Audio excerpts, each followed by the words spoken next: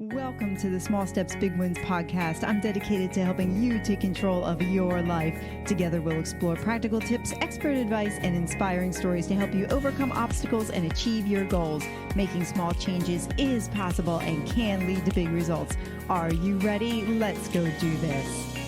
I'm glad you're here today, and we are going to have an amazing conversation. Before we jump into the deep end, why don't you just give a quick overview of who you are so people know who they're listening to? Sure. Josh Greco. I am a business coach. I left the corporate world about 5 years ago to pursue business coaching. I didn't even know what it was when I first discovered it and explored it. But it's a dream gig. I get to help people who want to develop themselves and their businesses and go to a higher level consciously. And in turn, that forces me to do the same for myself. So I feel like I've rigged the game and I'm winning every single day. I love it. So how did you wind up where you are then? How'd you leave corporate to get there? So, because that's like, you said it, you weren't sure. Yeah, I think like a lot of things that I desire, they come from a place of lack.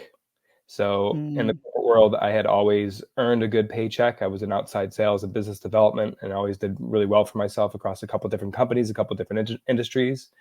But there was something missing, and it took me the third company to realize, hey, this is a pattern. There's something that I'm missing here. What am I unfulfilled in, and how might I go about differently getting it? And that's what mhm. led me to discover coaching. What was the thing that you were missing that you realized?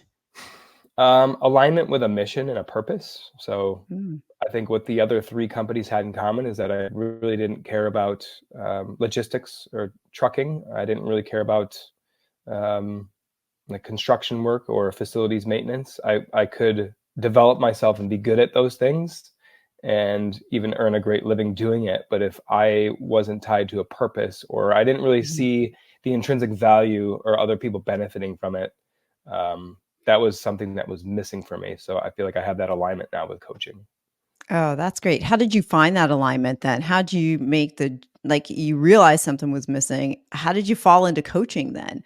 Because Yeah, I like, think it was more just following the intuition. I had okay.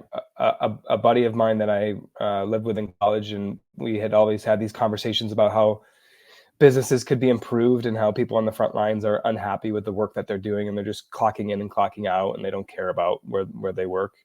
And yeah, led us to a conversation one day to discover that his fiance's uncle owns a business coaching firm. And he said, Oh, I okay. think you guys need to talk. So one thing led to another. And turns out he was best friends with the organization's CEO that I currently work for, Pro Advisor Coach.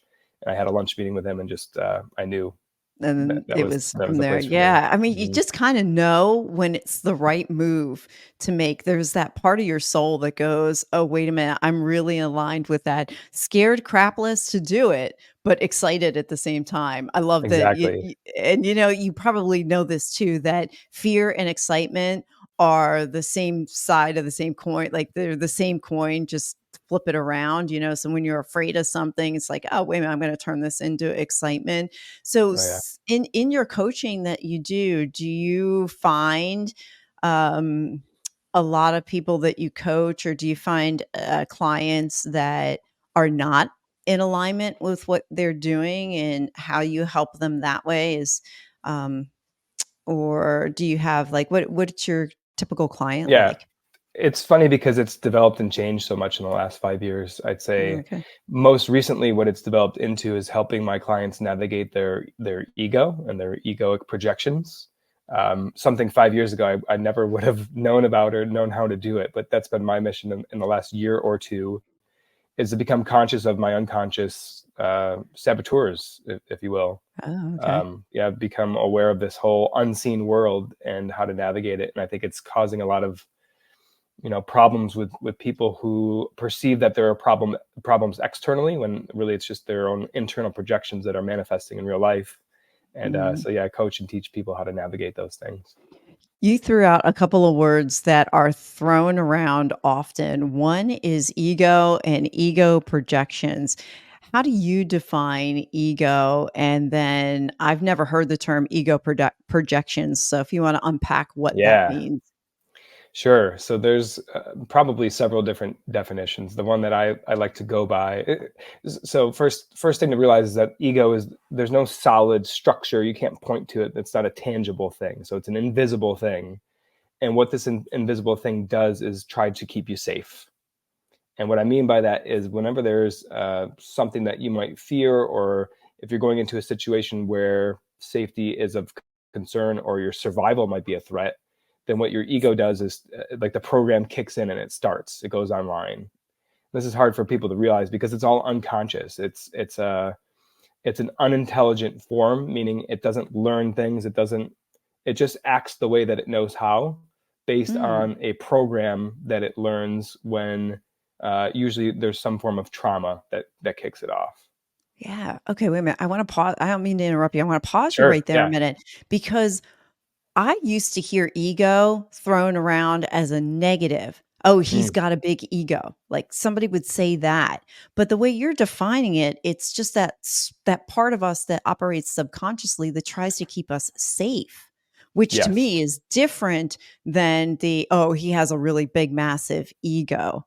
So how would you like Yeah. do you know where I'm That going with that that? more oh yeah, that more popular definition or way that people might associate with the ego, I would say, is an offshoot of that. So somebody might have a big Okay. ego because they're protecting something, or their ego is kicking in because that person might be Oh. vulnerable. So if they have a big ego, they're protecting you from seeing a more vulnerable side of them. Oh, interesting. Yes. Okay. That makes more sense now. Because Yes. every once in a while, so my coach, who I adore, but he is a realistic two by four to me, every once in a while, has said to me, Sue, you have a massive ego. And I never really understood what he meant. Mm, And I was like, I thought of it a different way. Now, the way you just explained that, it's like, yeah, my massive ego is trying to massively protect me from doing things that I know I should do, but they're really, really scary and they're outside of my yes. comfort zone. So that's where the massive ego comes in at. Yes. And a way Wow, to that is just that just yeah, it just blows my mind right there. I hope anybody listening also has that that aha moment that, "Oh, wait a minute, that ego isn't such a bad thing to have. It's there for a reason." All right, so now that we've got it, we've got ego projections. That ego is trying to keep us safe. How do we shut it up when we do we yeah. shut it up, or how do we keep it from sabotaging those things that we know we should do but don't want to because it's trying to keep us safe. Yes. Great question. Um, I liked your frame in the beginning of like, I thought the ego was a bad thing. And for so long, I felt that way. It's just, like I said, it's an unintelligent program. So in a way, it's showing us what is next to address or what's next to heal. Mm, So it's the identification of it or the awareness of it that will make that program disintegrate. So it needs to be unconscious. So as you become conscious of what's happening, it will stop affecting your life in a negative way. And I have mm, examples of how we might identify that. So usually it comes into play or into your consciousness by way of thought or thinking in your head. When we're not in our ego, we're in our heart. We're acting with our intuition and just doing out of a place of love, out of a place of passion for ourselves. Inevitably, when those thoughts come in, just listen to the story that the ego is telling you, and that's your hint for what you need to address in your ego. mm. Okay. Let's go for an example on that. Okay. Let's do that. So, because I'm trying to draw the connection between the heart and then the ego kicking in and what that might look like practically. Because we could talk about it, theoretically, but until Yeah. you until you put it into the practical, I'm having trouble seeing it. So Sure. how would you walk somebody like me through it, seeing it? And feel free to unpack me if you'd like. I'm Sure. Yeah. uh, it's not a So problem. I might pick something that we have in common. So coaching, for example, I experienced this early on in Mm, my coaching career. I really wanted a quote unquote book of business. And so I would get very frustrated when I would quote unquote pitch or connect with prospects and we wouldn't make deals or they wouldn't have the budget to pay for coaching. And so these stories started to come up with I'm not a good enough coach. mm, do not rub shoulders with, or I do not have the network for people who can't afford coaching. And all these narratives, they feel really true. They feel like, oh yeah, there's evidence for that. I believe that. And all that's doing is protecting me from taking bigger steps or having the confidence to keep going with other prospects. And what's happening is, until I address that, this is where the projectionism comes in. I'm projecting my own fear of having a big book of business. Like, what if I got that? Would I be able to handle it? And so I had to address that. And until I did, what I was doing was my ego was projecting other people saying no to me, or had limitations in their own finances, and they wouldn't commit to coaching until I addressed that. So that's how the projection works, is I have a fear, and until I address that, my external world is mirroring back to me all these people who, for whatever reason, could not afford the coaching or didn't want to commit with me.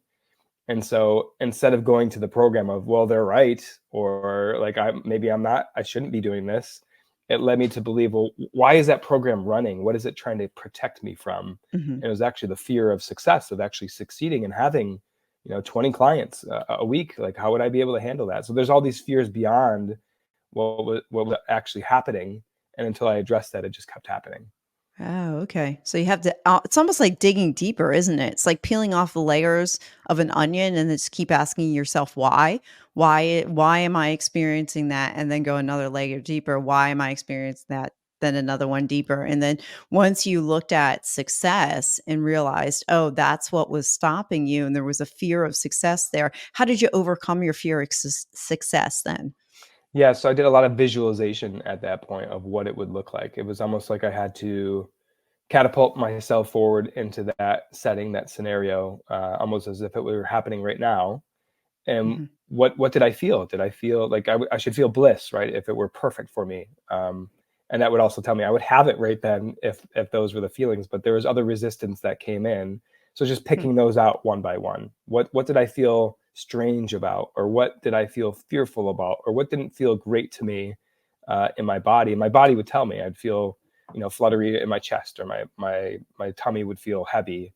And so, like, the body is all interactive with all these games that are being played, and we have learned to turn off our awareness of our body so often, but it keeps so many secrets hidden unless we tune into those things. Yeah, yeah, yeah. You said something that really struck me, and that was our body is not in touch with what's going on. And I had another podcast guest not too long ago, and we were talking about that same thing, how you just turn off what's going on and you don't listen. And through, like you said, visualization, there's meditation, there's other things you can do to quiet yourself down Mm. and, find out what's underneath there.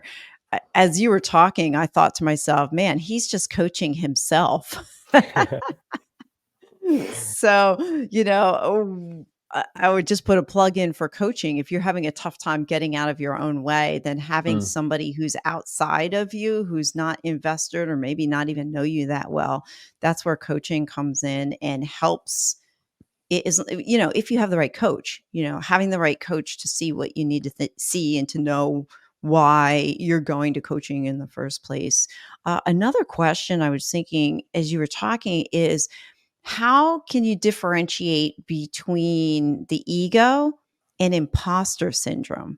Mm. Because it sounds a little bit, I don't know, to me, they sound like they're almost the same thing sometimes, where I heard you say one of the, statements that the ego was saying to you was, "Maybe I'm not gonna be a good coach. Maybe I'm not qualified to be a good coach."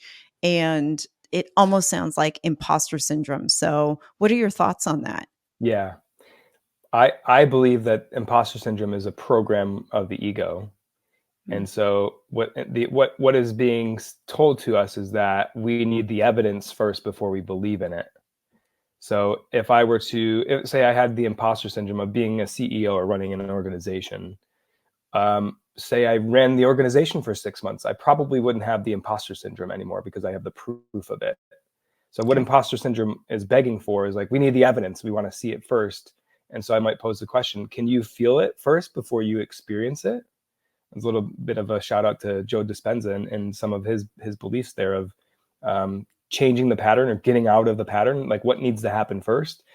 It's a very slow process to get evidence first before we believe things to be true about ourselves, but it's quite another thing to believe something is true and then draw it towards us and then have the evidence and then just have more things backing up what we already believed before we started that experience. That's harder. Don't you think that's harder to believe in it and then pull that belief forward to yourself than I it think it's is I think to it's easier. Oh, really? It Okay. takes practice. It's not going to be easy in the beginning, but what you're doing is pulling out all of the things you'll be pulling out anyway if you were to wait until you had the experience. So Okay. say Fair enough. within week 2 of being a CEO, you have these challenges on your plate, right? Well, this is what I was being the imposter for. Well, this is why the imposter syndrome was coming up. I don't know how to handle these things. Well, guess what? The Oh, only okay. way that you know how to handle them is to be put into that experience. And so are you going to wait till you have that experience to believe that you can handle them? Because you probably will navigate them. You'll probably handle it in Right. some way, shape, or form. You'll reach out to your mentors. You'll figure it out some way, in your like by reaching into your bag of tricks, so to Yeah, speak. yeah. And that's how you learn, right? But I think addressing what will eventually come up anyway ahead of time is a way to like get ahead of the game and to draw it towards you in a quicker way. Yeah, you know what? That seems to make more sense now because if you wait for that thing to happen or you only permit yourself to move forward if that thing were happening, then maybe you might not do that thing in the first place. Exactly. So, pulling yourself forward and be like, "Okay, yeah, that makes sense." What are some tools that you use to help yourself evaluate clients so that you can get beneath the layer, start peeling off those layers of the onion and Mm. help somebody overcome what the ego is, holding them back from? Yeah, that's a great question. I think you mentioned like a shout out to coaching earlier of just navigating these things. I think we can do it ourselves. It's just we typically don't hold the space or ask ourselves questions because we don't maybe want to sound crazy or dialogue with ourselves, right? We can go back and forth and figure these things out. But what Yeah. coaching does is hold the space for these more important questions or considerations to come through. And there's several ways to just asking questions, right, is a way to become enlightened on what somebody is going through. And I also mentioned I have access to an assessment that I think is really, really valuable through Pro Advisor Coach that we call the Mind Scan assessment. And I'm super excited to share more. I want to offer this to your listeners, but I can also I also want to describe what it is. So how might I? What's the best way to do that, Sue? Because I know that you've taken it and you've Yeah. experienced it yourself. Yeah. I mean, I have. It was really cool. The results were just like, it didn't take that long. First, that was the first thing. It didn't take that long. But when I got the results back, I was like, holy smokes. It was uncanny how accurate it was. Yeah, So you're welcome to go into like what was in my mind scan because, my mind anybody's mind's fascinating, but yeah. you're welcome to talk about it from that perspective. So I'll throw it back to you, Josh. What do you want to do? Where do you want to go? Yes. So let me just maybe lay out what it is. I think there's tons of other assessments out there on the market, and how this one might Sure. differentiate itself is that it's based on mathematical algorithms, and it's not necessarily a personality assessment. It's more to measure what we value in our thinking at an unconscious level. So it kind of goes along with the ego conversation, right? But it gives a structure to how you might understand your thoughts. And when I first took it, I just thought that was so enlightening for me. So think of it like this: there's dozens, if not hundreds, maybe even thousands of different shades of color in the world, right? But they're all derived from three primary colors. So it's been said that we have somewhere in the neighborhood of 65,000 thoughts every single day. Mhm. And the person who created this assessment, his theory was that we can categorize each one of those thoughts into three pillars of thinking. So right there, it's just a way to categorize and to navigate and to think about how your thinking is working. And so those three pillars are what Dr. Robert Hartman has called relator, doer, and thinker. And when you think of business, I use this for my clients and in business, we can't really have a thought that is not related in some way, shape, or form to one of these three pillars, if not more, if not two at the same time. So the relator is our connectivity to others and to ourselves. It's the intrinsic value of doing business. It's the connection to others. The doer is what he calls the extrinsic value. It's the getting results. It's the taking actions, getting things done. And then the thinker is the systemic or the process, procedure, rules, all the systems in place for business. So think of business is making relationships and connectivity and understanding people's needs. It's solving problems and offering them a product that they'll buy so that their lives will be improved. And then it's systematically scaling that, or coming up with systems, processes, job descriptions, roles, so that people can be successful in what they're doing.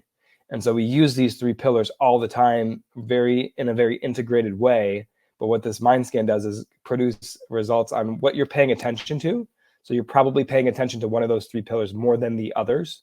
If you're a high relator, that is what you're focused on. But then it shows you how, if you're a high relator, maybe you're putting the value of the doer dimension on the back burner. Maybe you more heavily weigh what could go wrong with taking an action, or why you might hesitate to take an action.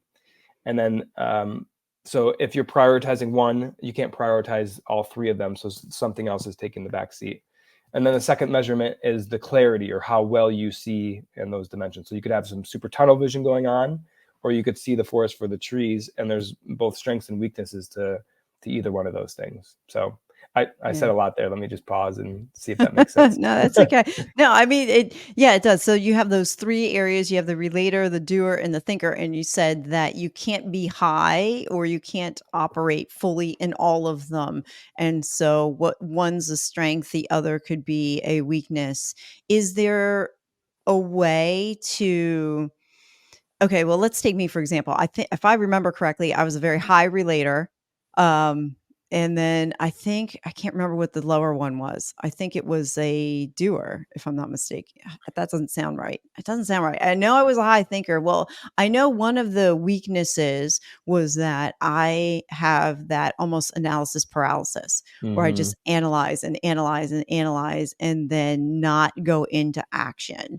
So how would somebody, and I know this is not unique to me. I know there's a lot of people out there that just, they know what they're supposed to do. They have that analysis paralysis and they don't move forward. So Yes. how does the mind scan help somebody who's in that situation? How do you coach them through that to get them out of their comfort zone and move into action when that's not what they might not be, most comfortable with? Sure.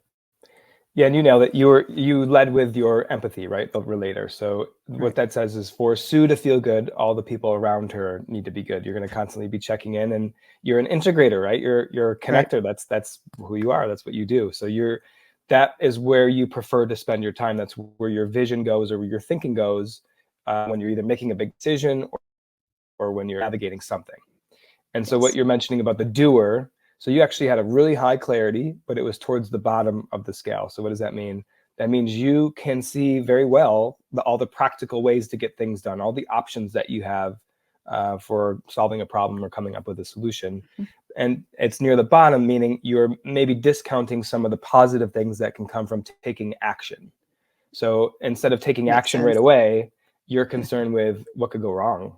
If I do this, Yeah. how might this be a bad thing? 100%. Now, the strengths and 100%. weaknesses come in here with, maybe that's a strength of yours. If you're a C-level employee, you don't want to make action steps like just off the whim. You want to Right. be able to consult your people, that's the relator, and maybe even have some systems in place, schedule some meetings with some key people, and you'll arrive at a solution or an action that is right for you. Now, to your question, if people want to work on this, what I do is I tie this into what people are wanting in their lives. So I usually start out Mm. with, paint that ideal picture of the future. Where are we going? And then what might prevent you from there? So if you have a place in your future that requires you to take a lot of action and you're a low doer, then it opens up that conversation. Like, how do we navigate this here? First of all, Yeah. why is that a pattern in your life? There's usually something that has happened that has made it valuable to you to be a low doer, to be cautious. And then if we overcome that, if we lean into that doer a little bit, if we take action without all the things that you normally want to have set before taking that action, how would that feel to you? And then we start to navigate some of those feelings, and maybe the ego is involved in there too. We kind of address that. trying to protect you, of It course. sounds like what you do is more like it's not just coaching, it's like coaching and therapy. Do you ever feel like a therapist sometimes too? Where Sometimes you I say have I'm a business therapist. Yeah, a yeah. business therapist. I like that. You just keep peeling that stuff off there. I mean, at least that was my experience with my coach. He's the first coach that I've had. I'm sure I will have many more over the career that I'm going to start to build for myself because, coaching takes on different forms for different seasons, right? So Yeah. let's talk about that a minute. What are your thoughts on that? Where coaching, like, what does that look like, or how do you feel about that? Different coaches for different seasons. Yeah. First of all, I just love coaching because, like we've kind of been saying, it just holds that space to have these conversations for really important Sure. things. And I think it's a 1% thing. You can maybe ask the average person who's an employee at a company what they think of coaching. They probably have never heard of it before. And so it's for, sometimes coaching gets the stigma that it's for people who need help. And I tend to think it's for the high achievers who also want, they know that there's more to achieve in their life. And I don't say achievement like money or revenue, although it could be those things, but a lot of the coaching I do is for fulfillment and happiness, and to understand how to navigate and how to achieve those things, how to do well in business, but also be happy at the same time. So to your point, I think we go through things in life where things come and go, right? A challenge that we might experience in a year or over a year's time is certainly not the same challenge we might experience 5 years down the road. So there's Sure. coaches who specialize in different types of challenges, or coaching people how to navigate certain things. So you might, I don't, I'm just a little leery of using this word, but like outgrow a coach. I don't mean like you don't have a need for them Right. anymore, but maybe the services that they're an expertise for, it might be better for you to seek out another coach that will help you as Yeah, an that expert makes in the next sense. thing that you're looking to tackle. Yeah, yeah, yeah. That makes sense. That makes sense. What was something that you thought would be hard about coaching, but really turns out it wasn't? And then flip it around. What did you think would be easy Oh, and wound up being more challenging for you? great question. Hard was, I maybe have a younger face in the coaching industry than if somebody says a coach or a business coach, you might think of somebody else, somebody who might have a little bit more experience in the coaching world. So my original belief system that I had to overcome in the first year or so of coaching is, what 55-year-old business owner is going to listen to 35-year-old me that has, half the amount of experience there. So Mm, that became easier because I realized it was just a belief system there. mm, So I'm not here to offer value because I know more about your business than you do, but I know the principles of growth and development, and I can see things in other people that even if they have more experience in business, I can help them navigate and grow themselves. And so mm. that became easier for me. So that's kind of a catch-22 there. It wasn't easy in the beginning, but it became easier for me. And then vice versa. Let's see here. That's something that I thought it'd be easy to build a book of business, that I have value. I'm a coach. This is my dream gig. And like when I tell people, they'll just line up for me, and I'll have clients, lining up out the door. It's just not the case. It can be difficult to grow your practice because there's so much growth that's needing to be happened, personally and professionally myself, which is why, like I let off with that, right? Like I feel like I've rigged the game because I've done so much development myself. The more I develop, the more Yeah. I feel like I'm able to offer my clients and prospects.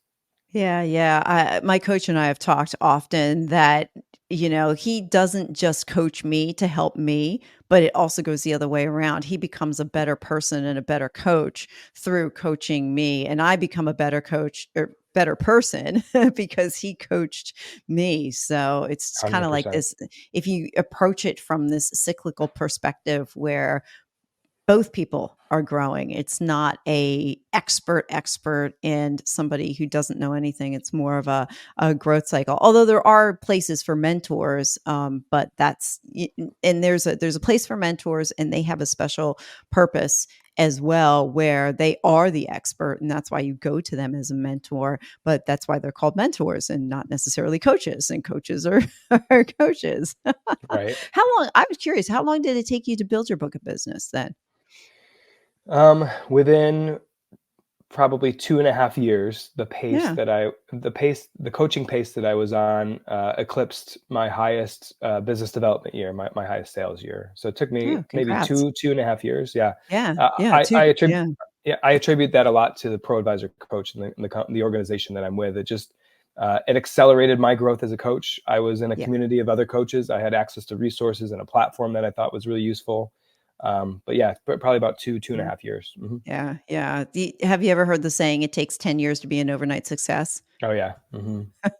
Yeah, Yes. it's the same thing. And how many people give up in the first 6 months? Oh, I don't have, I'm going to be a coach, which is a hard business to go into. Although there's stuff out there that touts be a coach overnight, and the clients will just, they'll just find you and they'll fall in your lap and everything will be great, and put 10 Instagram reels out, and you'll be an overnight success. But we forget that there's a grind behind it. And I think we talked about before too, about finding your passion and Mm, what drives you.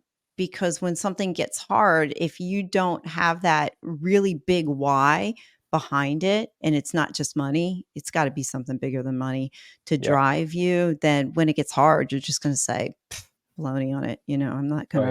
I'm not going to go there. What's Mm-hmm. something that very few people agree with you on? Oh, great question. Um, I have become obsessed with understanding frequencies, and I have a hesitation to go to doctors or participate in the pharmaceutical industry, because they're all external solutions to something internally that's going on within me. So I have a belief that if I feel a certain type of way, or that diseases come from my own doing, versus what a lot of people think and see is that they have evidence for the external. So that might be something that not everybody is on board with yet, but I think there's tons of technology and research and even science behind frequency and healing modalities, in terms of visualization or sound or anything else that comes in the form of a frequency, which is everything in our universe. So that might Right. be something Right. that not everybody agrees with me on. I agree with you on, because I believe that as well. When you radiate, when you are a positive person, you radiate at that higher frequency, and you are, then people around you, it starts rubbing off on them, and they feel that. And then when you're depressed, or you're angry, or you're sad or confused, that's a lower frequency. And if people listening to that going like, that's woo woo crap, it's like, just sit there for a few minutes. And when you're around somebody, think of somebody that you love to be around. Mm-hmm. Probably they're smiling all the time, and probably they're bubbly and happy. And so they're resonating that thing that you want. And that's that frequency that you can't see, but there's science to back that stuff up too. So it's not just all woo woo anymore. And, the same thing with the negative frequencies too. So yeah, I've heard that before too, that a lot of the diseases come from within. Mm-hmm. It's not just, I would take it. I don't know if say I take it one step further. I believe that as well. I believe we can heal ourselves naturally, but then there's every once in a while where you got to get that medical intervention or you die. So it's Mm, like for some of it, my appendix burst. There's no amount of will right. within me that's going to heal my appendix. I'm going to have to go get something done with that. So I always like to add that as a, like just that caveat in there. But there are a lot of other things that we can do for ourselves. I have a question for you then. Sure. Why do you think people, given your thought process on, people, we can heal ourselves and frequencies, why do you think people default to pharmaceutical intervention first versus trying to heal themselves naturally? Programming. It's the way that we know. It's when we first got sick as a child, what did we do? We went to the doctor, and we prescribed some Mm, medication. So, and it mhm. helped us, right? It was, there was some sort of healing factor that occurred. So we had the evidence for it. So all of a sudden we've been programmed to believe that that's what we should be doing. Now, it's not that to say that we shouldn't be doing that, but just that there are other options. There's other ways to do that depending on the environment that you grew up. Mhm. If you grew up in a holistic environment and you get sick, maybe there's a different parent that treats that differently and doesn't go to a doctor and uses natural herbs or remedies to solve that. So that person's not going to be programmed to seek out a doctor or the pharmaceutical industry to solve their problem. Mm-hmm. Do you think another explanation might be that it's just easier? It's just easy to take a pill and make that thing Yeah. go away rather than trying to heal yourself naturally. For example, like inflammation. Let's take Mm-hmm. inflammation. I'm a runner and I was experiencing inflammation for a little while. I couldn't figure out what it was. And I started taking cold showers. Now, Mm. as soon as you say that, and somebody who's never taken a cold shower, and you say you take cold showers, they're like, "Oh, you're never going to get me to do that." But there's a protocol. You can. I never took cold showers before too, but you know what? It eased the inflammation, and what I had Mm. going on in my body disappeared. So Mm. I could have taken pills to take care of that, but I went after the, let's try the cold showers and see if that works with the inflammation. It did. It wasn't in it. I'll admit, it was not easy at first. Yeah. But you start with a warm shower. For anybody listening is like, she's got to be out of her mind taking cold showers. I start with a warm shower. I do everything I need to do with the shower, but then I start turning the dial to Same. cold, Yeah. right? And then and I did it gradually too. It was like 15 seconds the first week, 30 seconds the next week. Yeah. Now I'm up to 2 minutes and you don't even think about it. So it's just gradually working yourself into that. Yes. And I'm the same way. When I say take a cold shower, I usually don't take the whole shower like that, right? Yeah. It's just at Yeah, the yeah, end. yeah, yeah. It's Yeah. just at the Hmm. end, and that's, that that helps. Right. Hey Josh, I like to ask my guests the same three questions, and one of them I love the most, but we'll start with the low level one first. What's a book or resource that's had a Mm. significant impact on you? I think I was prepared for this question because I have a book nearby here that I can hold up. But this book had a big impact on me. It's called The Tools. See that Mm. okay? And Mhm. it's by Phil Stutz and Barry Michaels, I think is how Oh, you say love Phil Barry's last Stutz. name. Yeah. Yeah. So I came across this book by way of the Netflix documentary that Jonah Hill made of his, I believe he's a Mhm. therapist, is officially his title, but Phil Stutz, and just some of his approaches to handling and dealing with trauma and pain and certain situations in your life. And I watched the documentary and I watched it again the next day because it was so impactful for me.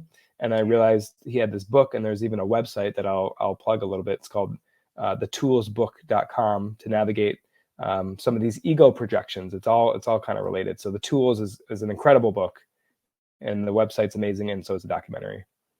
Oh, awesome. Yeah, he is referenced a lot by Brian Johnson of Heroic.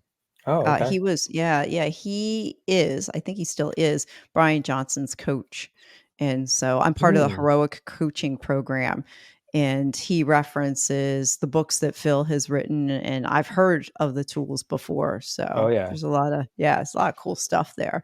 The second question is a Pandora's box, but I love it, so I still ask it. What's one question or topic you wish I would have asked about, and how would you have answered that question or expanded on the topic? Hmm. Um, Maybe a question about what's key or different for successful people. What do successful people do or have that other people don't? And Okay, there's go ahead and a answer great it. a great quote that I'm sure you and your listeners have probably heard, but that we don't rise to the level of our goals. Typically, we fall to the level of our routines.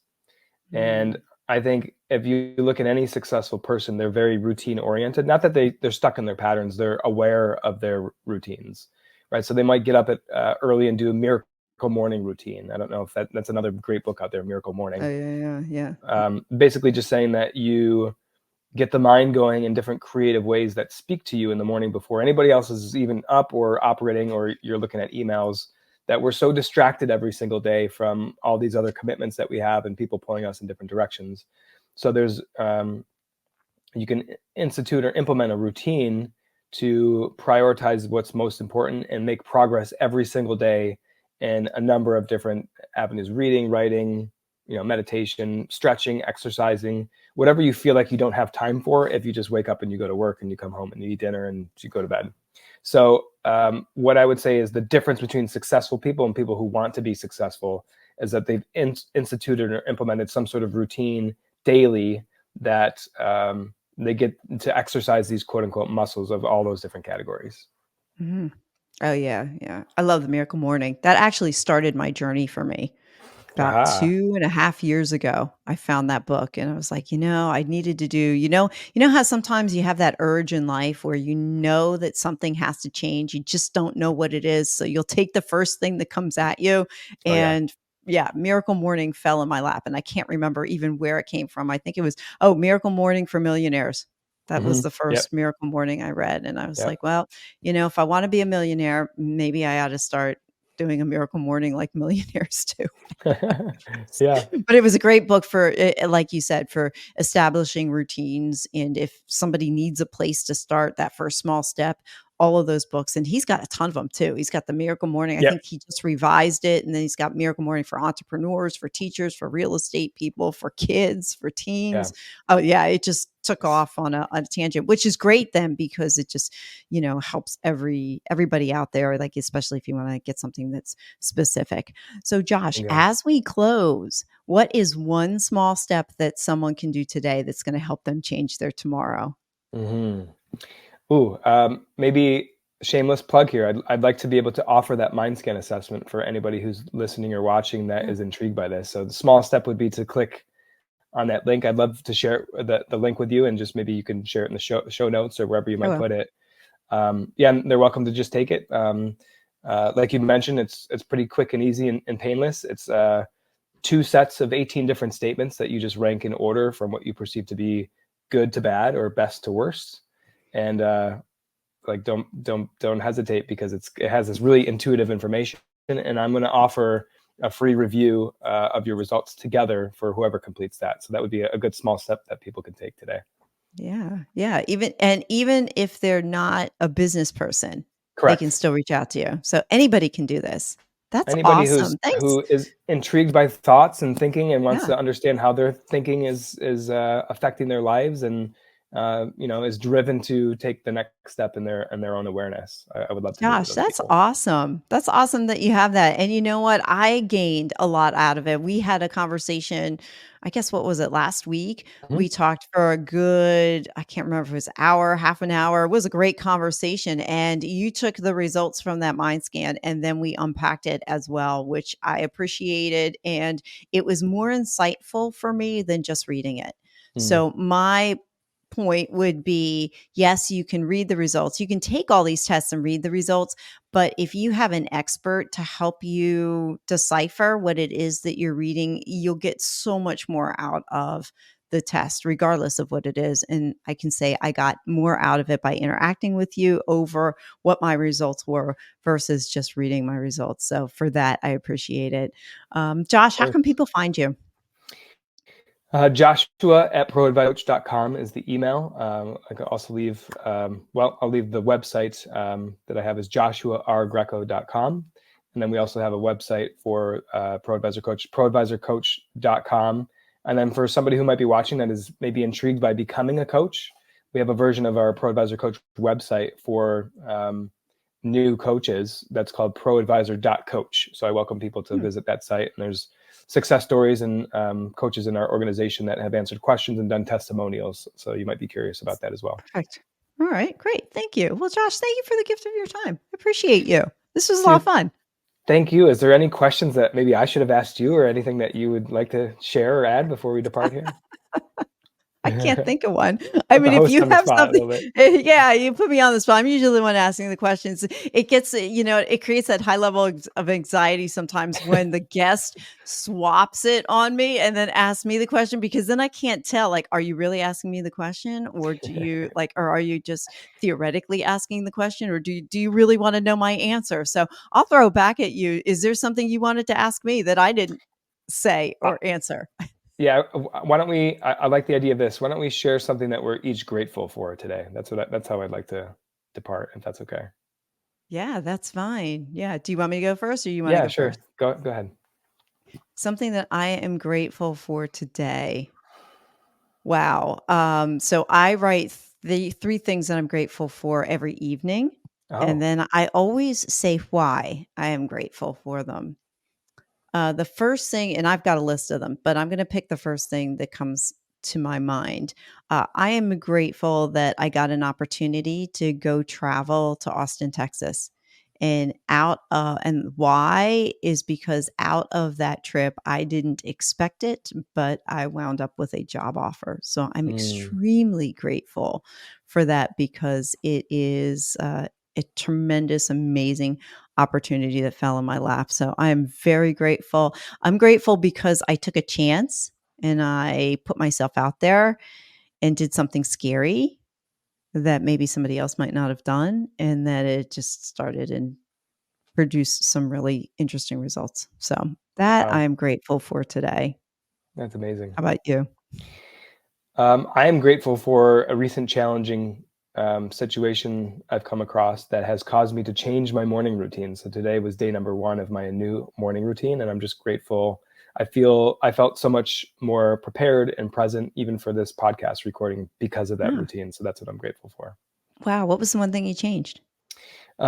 Just taking more time. So I found that I was rushing and trying to fit too many things in. So I had a lot more time to be present and almost kind of go where I needed to go. I had a way kind of miracle morning esque of how I wanted to navigate, but I gave myself enough space to kind of go where I needed to go. So today was more meditation time, and I just needed to sit and be present. And sometimes that feels good, other than like do, go, go, go. So I was just Yeah. more present, and I feel that even in this conversation here. Thanks. Thank you for this opportunity, Sue. It's always great to connect with another coach and to Same. navigate some of these topics here. So I really Yeah, appreciate it. same. Thank you for listening to another episode of the Small Steps, Big Wins podcast. I value your time with me, and I seek to make every moment count. In order to make lasting change in your life, listening is usually not enough. So I want to ask you, what practical steps are you going to put into action today as a result of listening to this podcast? Remember, any step, any action, no matter how small, starts your journey to a big win. And if you're not sure where to get started, reach out to me and let's have a conversation. Until next time, love yourself, then love others. Peace.